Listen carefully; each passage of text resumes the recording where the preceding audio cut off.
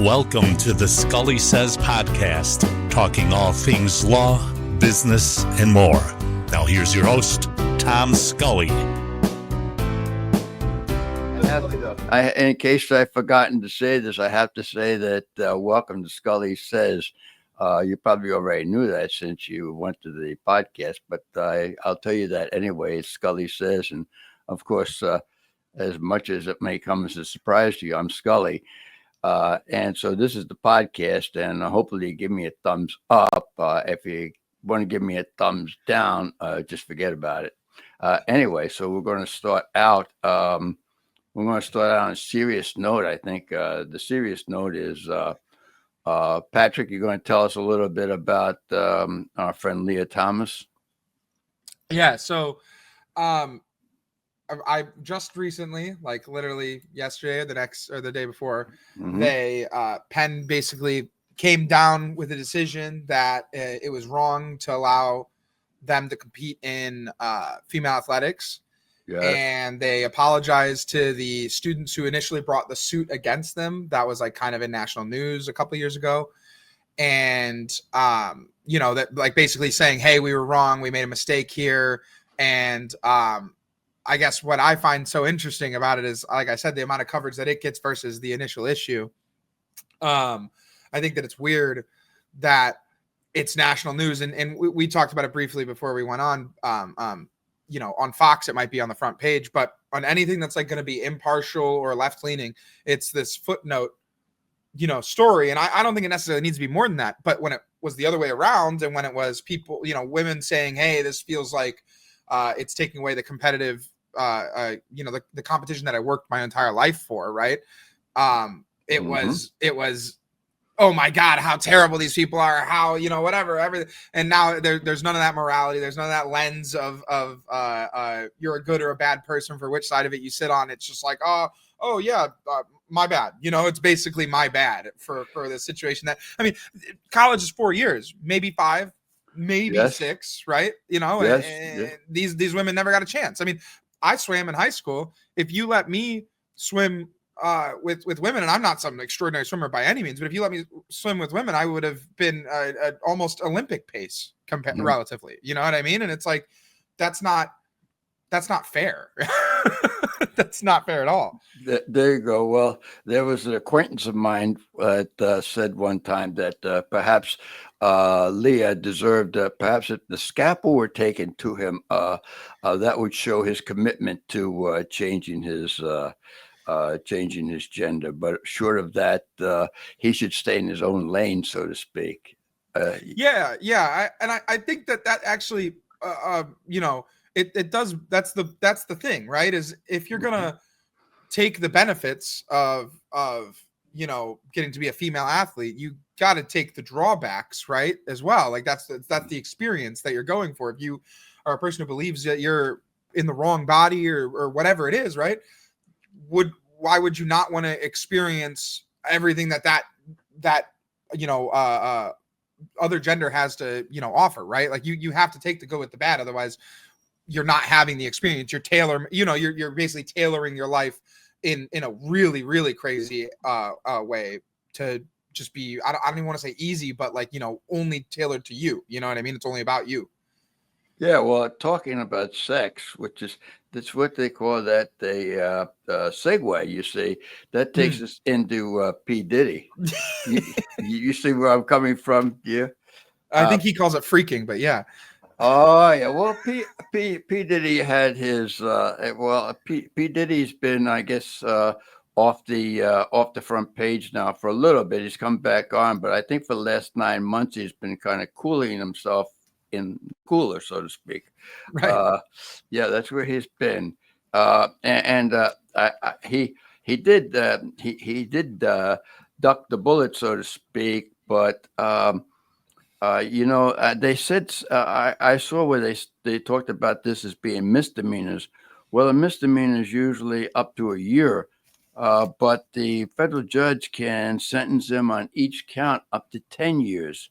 So trafficking and prostitution, it's a possibility that you could get up to 20 years on that. I don't think anybody thinks it's going to happen, but I mean, No. but he's looking at some time. He is looking at some time.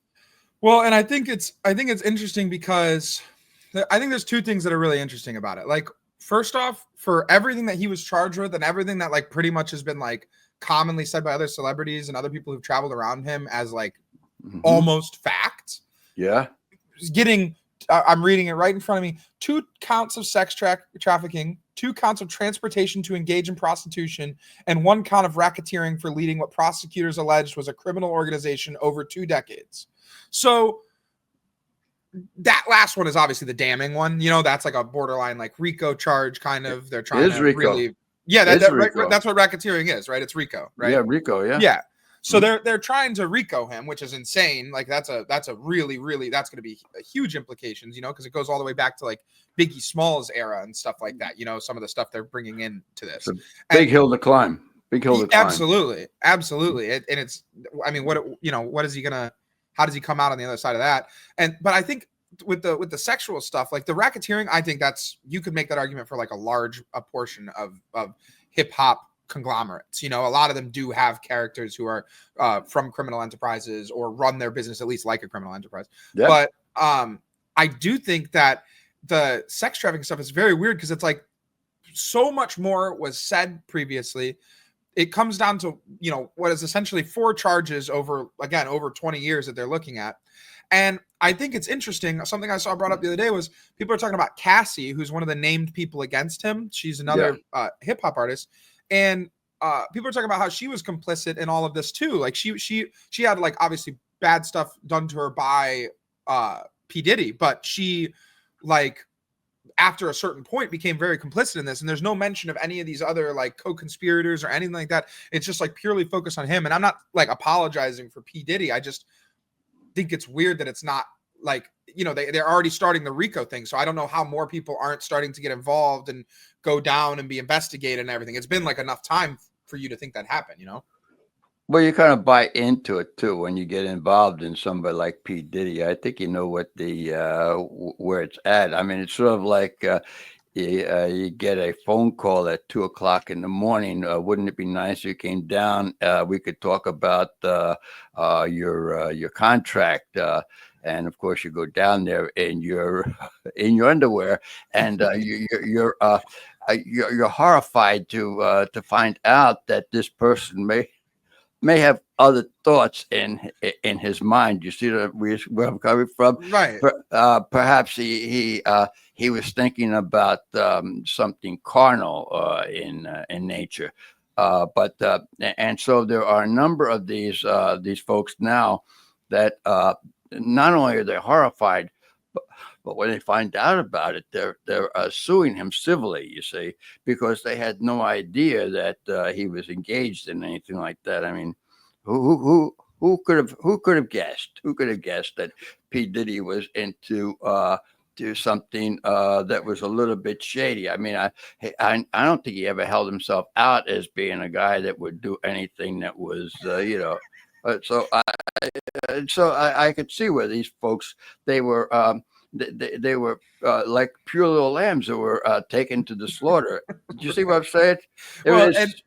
It's funny because in the article I'm reading right now, like here's just an excerpt. This is USA Today.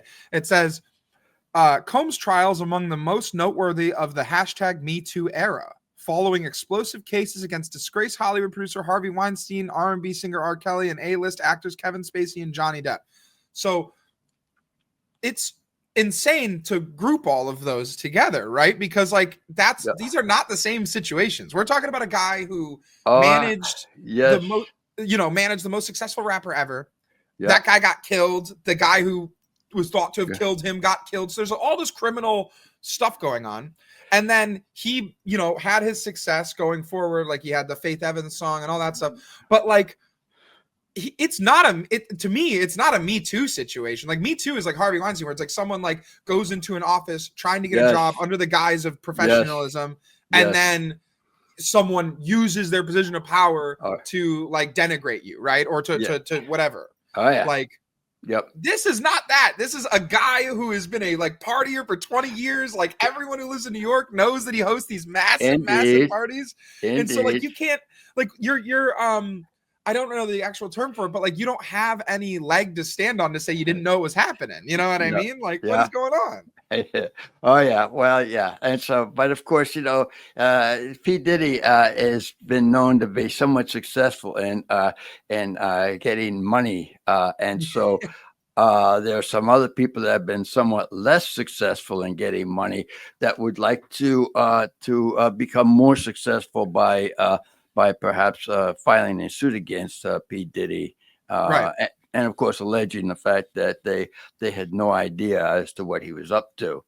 Well, and I think that's the problem. That's the one thing that people need to understand that from this conversation is it's not that assuming, or not even assuming, it's not that P. Diddy didn't do wrong. He 100% did wrong, no question. Yeah. It's the acting after the fact, after you're complicit in it, after you've made millions of dollars on it, you've got hit record placements, you got all this, then turning back around and going, oh, it was so bad. It was so, it's like, okay, well, I don't know what you expected to happen there. You know what I mean? You weren't going to a clean businessman's place when you went to do business with him. One might say that P. Diddy was a wrong man from the get-go, huh? Some would say. Yes. I think that was basically his. I think that was his allure, wasn't it? That he was. That's the kind of guy he was, and yeah. That was the whole thing. It was the whole, Biggie Smalls was the gangster rapper. It was oh my God, if you're from the East Coast, Biggie is, oh my God. And then, he gets killed and all of a sudden the other guy gets, it just, that's his air. He had an air of danger around him. It was kind of a thing, like it's known. Yeah. You buy into it and then you get slapped around a little bit and you say, hey, wait a minute, I had no idea there's anything like this going on. But that these things happen. Exactly. So anyway, we've pretty much cleaned up P. Diddy's act, and I think the P. Diddy he's got some things to think about now. I think it's in October, and unfortunately, he wanted to get bail, which to my mind would make some sense because he was the more serious crimes were pretty much done away with. But the judge says no bail for you. And the judge has indicated that he thinks that P. Diddy has he seems to be a violent character. That's what the judge has said, because he's prone to violence, which, of course, we've known that for the last 20 years. So he's prone to it, and so because of that, he's not going to be given bail, and because he's got a lot of money, he might flee the jurisdiction anyway. But but I don't know if that's true, because he had plenty of chance to flee the jurisdiction right from the get-go. Exactly. But he and he's going to have to wait until October to get sentenced.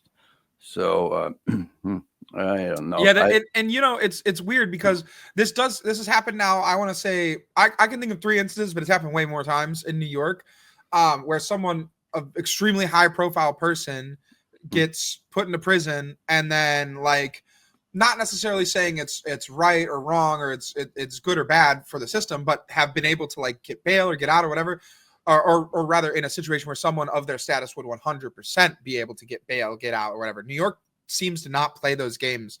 Like they had, Epstein was one of those ones. Epstein was held, and that's how he died.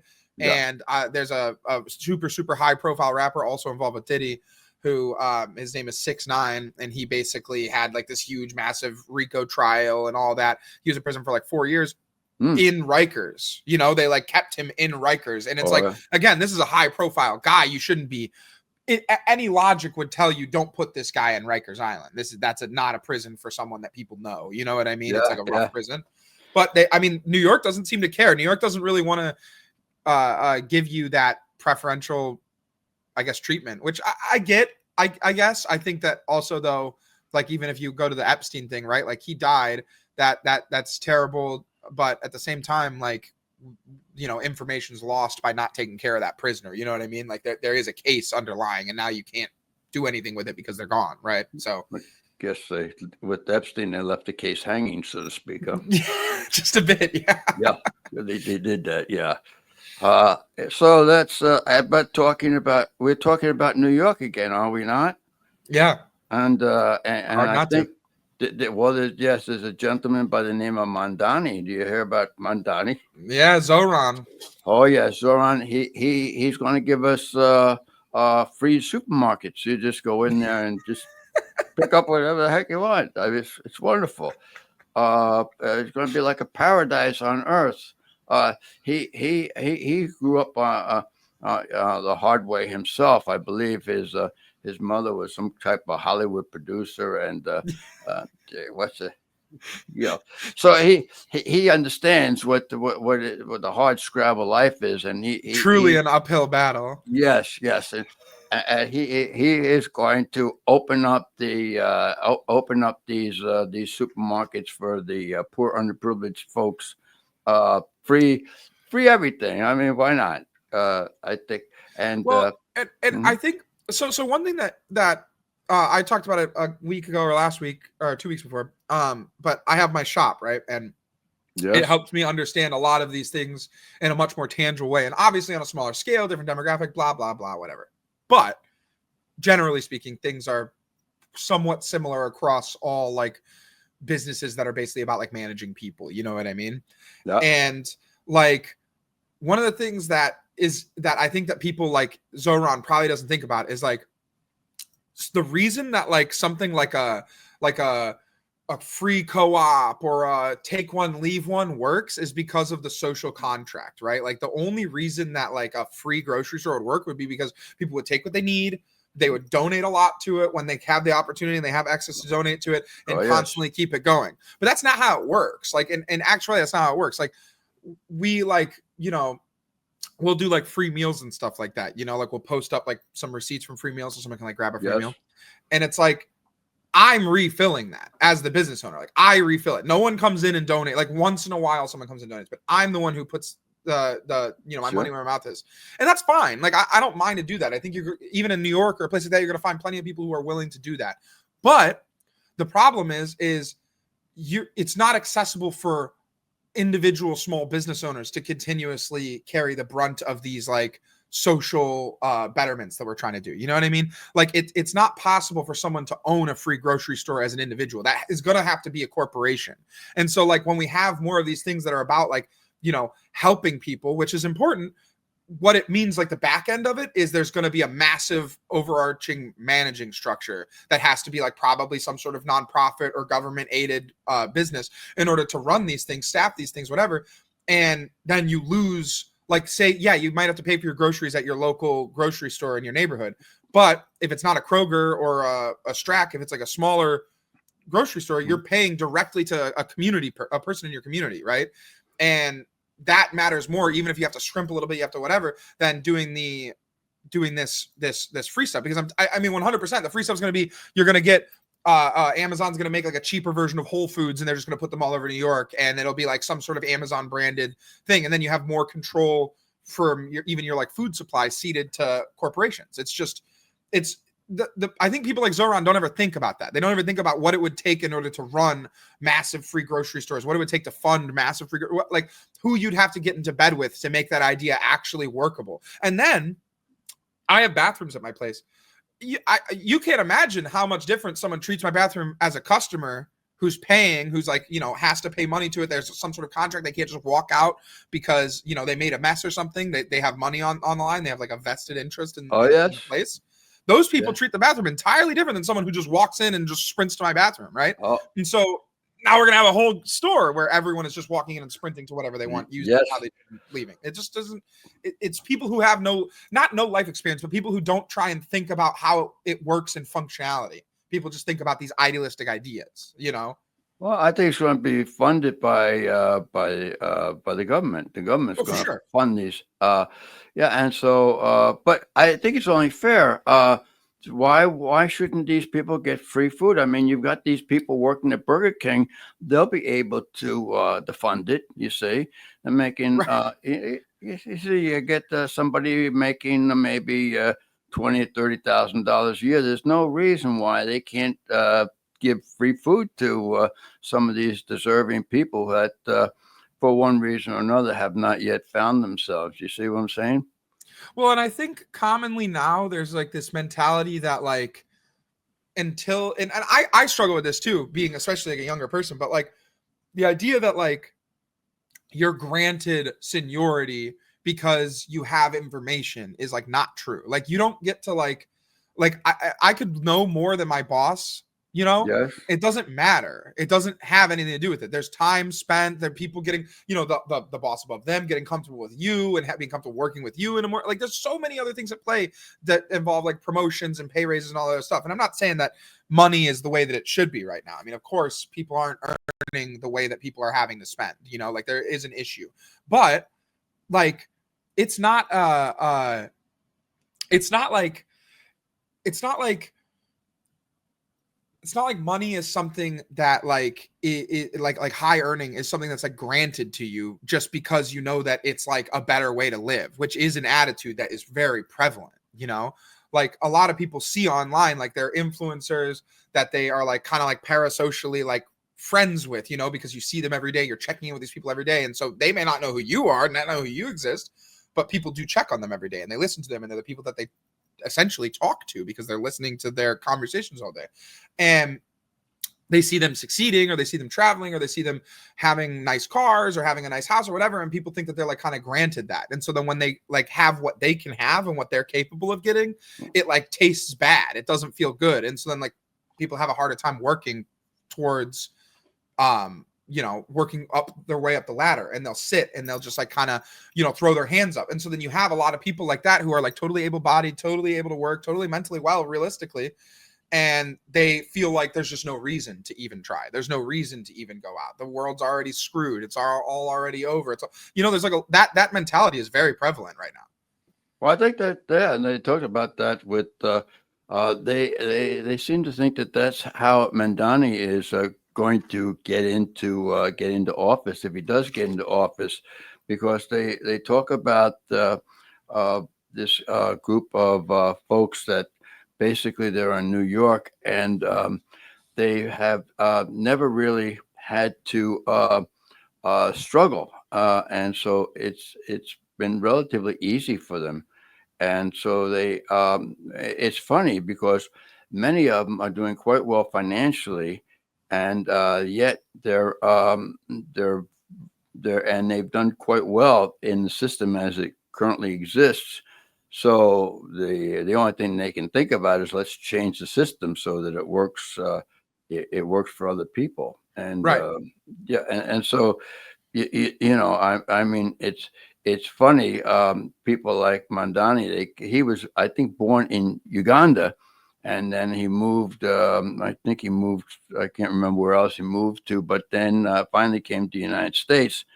And you know what happens is they, for whatever reason, they the places that they have left, they kind of bring those same ideas with them, even though they haven't worked in the places that they've left.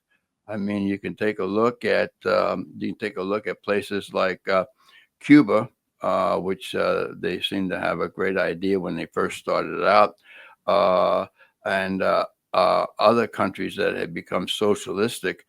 Those countries basically they've devolved into societies which are not very successful, and a lot of times people have left those places just because of that. And so they come over here and they think that the best thing to do is to try to set up a society similar to the one that they came from, which was unsuccessful in the first place. So that's kind of. Well, I think part of it is like, you know, we're all susceptible to nostalgia, you know, like I could watch a TV show that like, let's say, you know, it's a 5 out of 10 TV show, but if I watched it 10 years ago and there's good memories surrounding the time that I watched it, it might be a 7, 8. You know, but I think that that's genuinely what it is. I mean, these people come to this. Well, okay. So a lot of the time, the people who come to the country are the parents, but the people who want to bring the stuff from the previous country, I think, are the kids. You know, like his parents moved here, but he has the idea that how it was before was better because he has a romanticized idea of his childhood and how people interact with each other and all that, because he didn't have to deal with the realities of living under those circumstances. You know, I think that's a lot of it, because I remember even when I was in high school, we had this argument with the teacher. It was basically like Republican versus Democrat, like, you know, how this was 2013. So what is that? That's Obama and Biden's, or no, Trump's about to come in for the first time in 2 years. So it's an interesting climate. And he was saying like, you know, he was basically saying like it's not about I'm sorry, I lost my train of thought. Sorry about that. That's okay. Well, I've lost my train of thought a number of times. In fact, people may say that's an overriding quality that they have. But you know, it's funny. You know, you have people like that are quite well off. For example, originally in London, there was this guy by the name of Karl Marx. He was this young Jewish boy who was quite well off, and he was able to spend his time in the library doing all kinds of research. Didn't have to really work. There's no sense in doing anything like that. And so he came up with this idea: wouldn't it be great if we just had everybody being kind of equal? And he came up with this great book of his. And since that time, the communist idea or the socialist idea has taken off in a number of different places. And even if you take a look at a place like Cuba, you have a guy by the name of Fidel, who basically came from an upper class background. He was an attorney, and kind of thought the same way. You know, wouldn't it be wonderful if we could all just kind of live on the same level?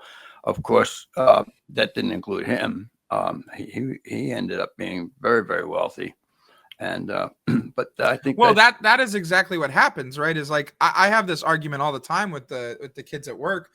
The only people who can think about this type of stuff usually are people in situations of privilege or in positions of privilege. Mm-hmm. And I think that it speaks to kind of what I was saying, where like it's like the parents come over and they know what it was, but the kids have this idealistic version of it.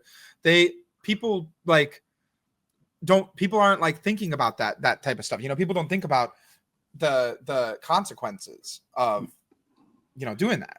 Well, you know, we got this guy in the Senate, Bernie.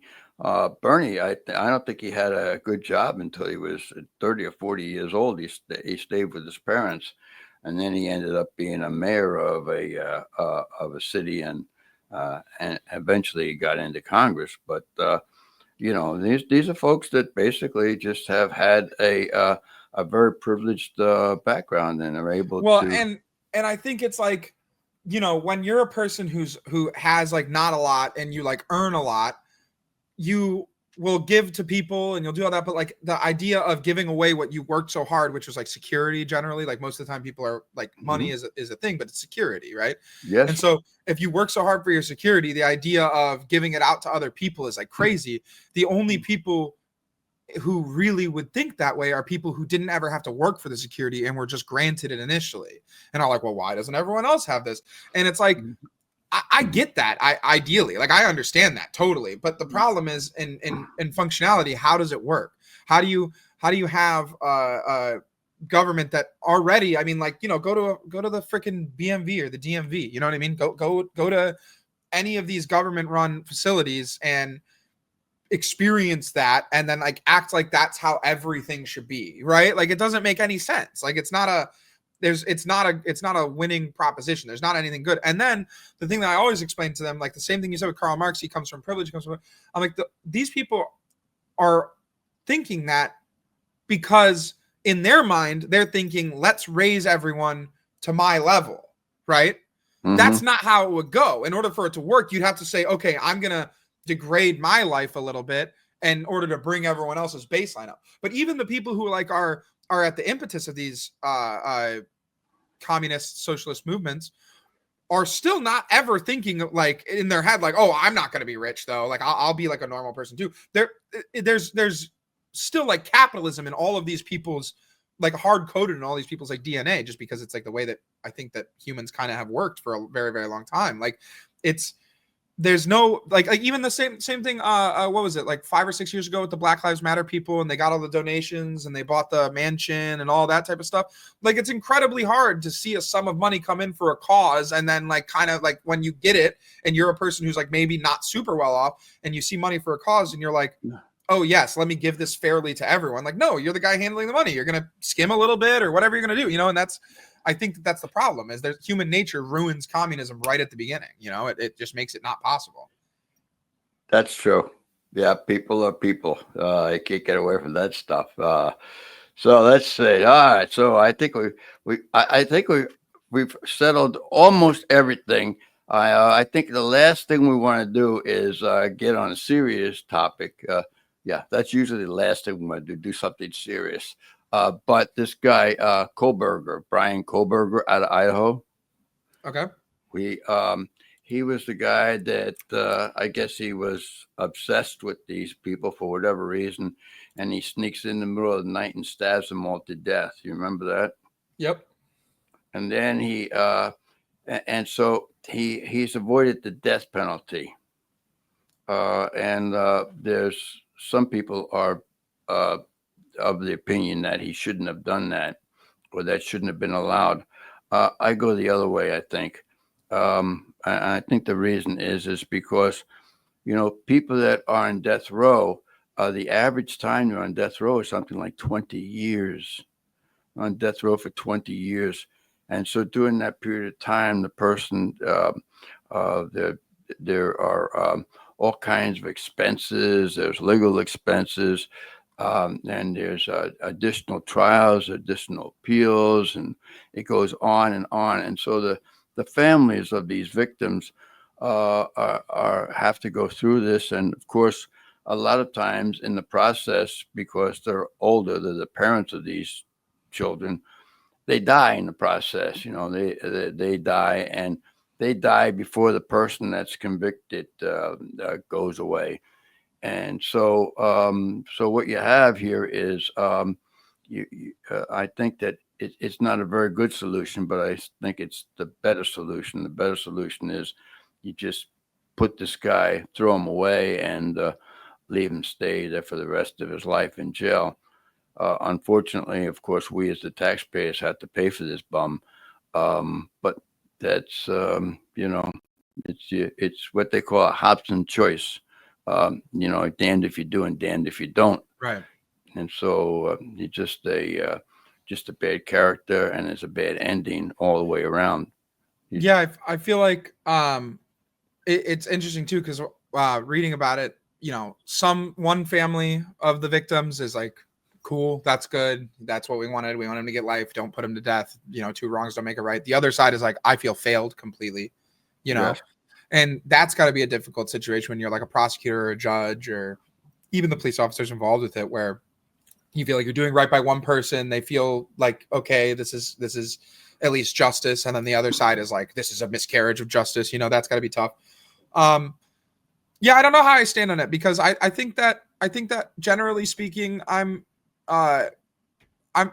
generally speaking, I'm pro death penalty. I think that it's a good thing when someone is like, when there's crimes that people, it's just like, what does the rehabilitation look like for this? And then if there is no rehabilitation, we have to ask ourselves, is if someone's going to prison with no hope of ever getting out of prison, yes, are they in prison or are they being tortured? You know what I mean? Like, that's kind of like my argument is if we know that we don't want them ever to have a natural day in their life again. We don't want them to ever see the light of day. We don't want them to ever to walk around without chains on, whatever. Then what is the point?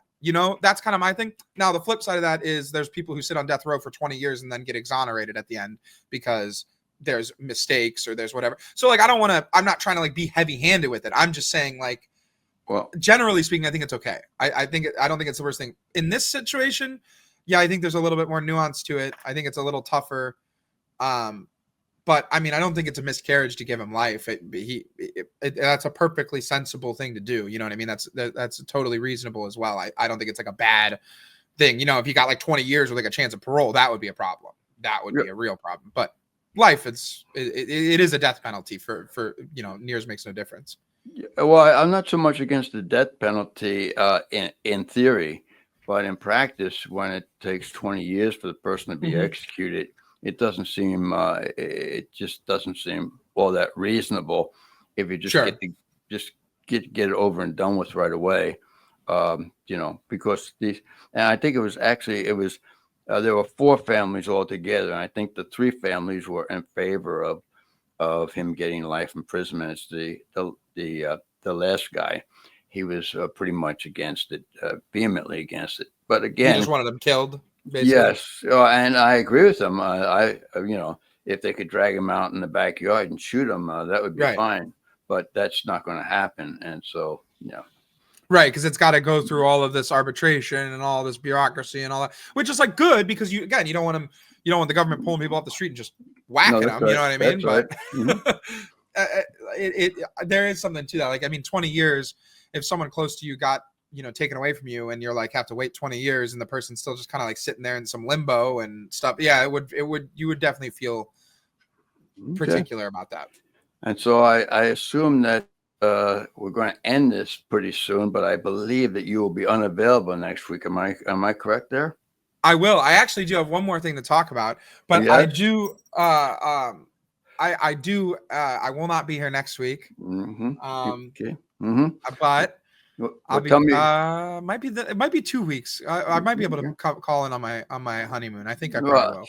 Well, there's a new thing. We were talking about that. Now that you mentioned it on the Wall Street Journal, there is a new trend now with the honeymoons.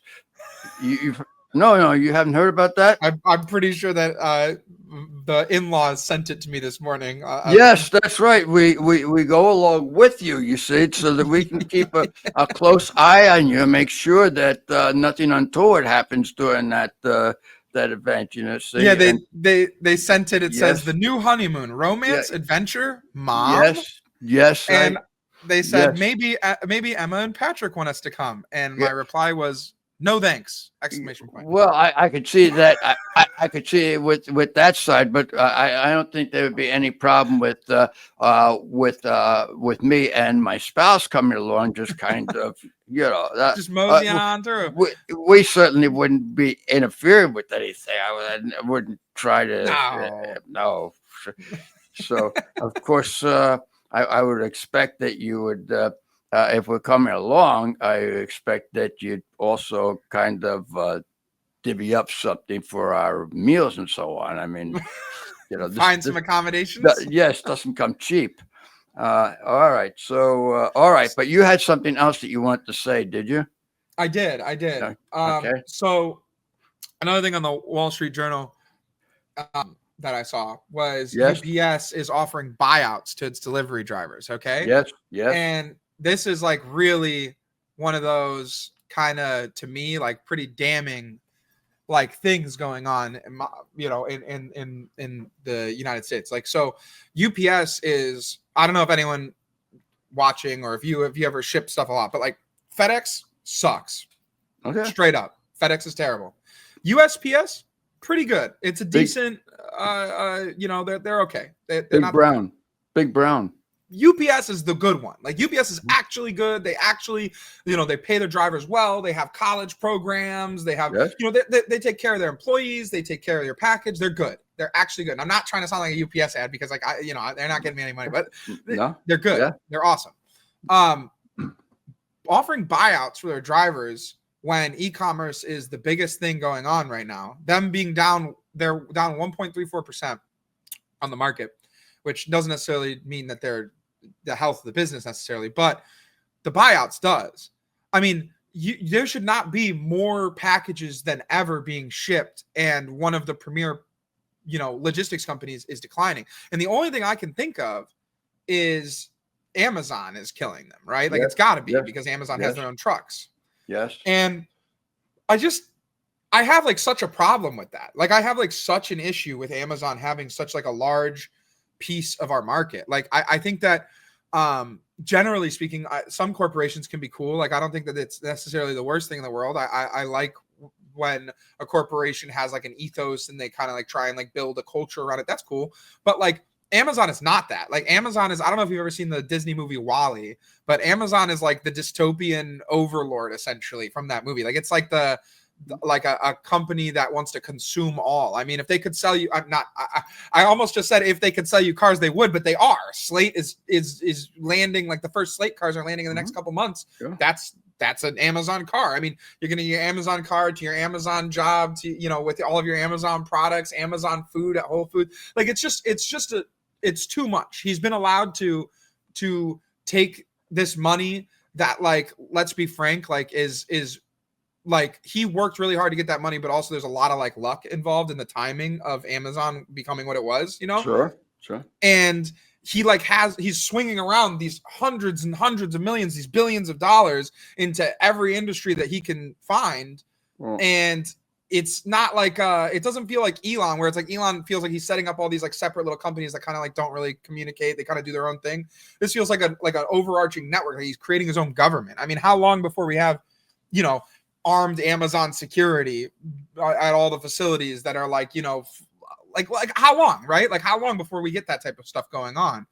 It can't, it can't continue to just go exponentially. It can't keep killing legacy US companies that like are like fundamental in like the growth of our nation because he just has more money or like he can like whatever, because it's also like cheap. Like it's like bad shit, you know, like on the same Wall Street Journal thing, there's also about Shine they're getting sued for $40 million because they have like bad fast fashion practices.